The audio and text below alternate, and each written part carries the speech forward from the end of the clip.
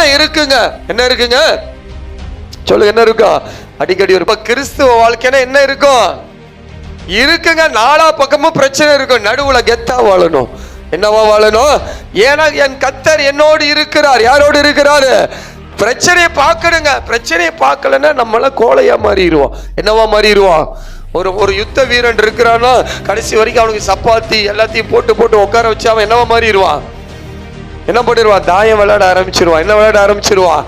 தாயம் விளையாட ஆரம்பிச்சிருவான். பைத்தியமாயிருவான். நல்லா கவனிங்க. அப்ப ஒரு கிறிஸ்தவனா ஒரு யுத்த வீரன் தான். யாருதான்? என்ன வீரன்? எல்லா விதத்துல யுத்தம் பண்ணணும். நான் சொல்றேன், ஒரு கிறிஸ்தவனா சகலகல வல்லவனா இருக்கணும். அல்லேலூயா. என்னவா இருக்கணும்? என்ன பிரச்சனை வந்தாலும் சரி, எப்படி வந்தாலும் சரி, எந்த ரூபத்துல வந்தாலும் சரி, எந்த நிலைமையில வந்தாலும் சரி, நின்று அதை என்ன பார்க்கணும்? எதிர்த்து நின்று ஜெயிக்கணும். அந்த பலனை கர்த்தர் நமக்கு கொடுக்க வல்லவராய் இருக்கிறார். அல்லேலூயா. சும்மா பிரச்சனையை பார்த்து மூளையில உட்கார்ந்து நின்று போ அப்படியெல்லாம் இனி கிடையாது வாழ்க்கை. அல்லேலூயா. நான் சொல்றேன், கடைசி காலம் வர வர வர பிரச்சனை அதிகமாகும். இன்னொரு சந்தோஷமான செய்தியை சொல்றேன், கடைசி காலம் வர வர அபிஷேக அளவு அதிகமாகும். ஏவோ பலன் அதிகமாகும்.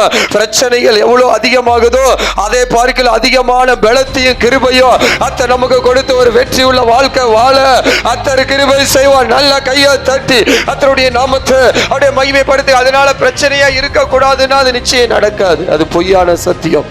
அல்லேலூயா. என்ன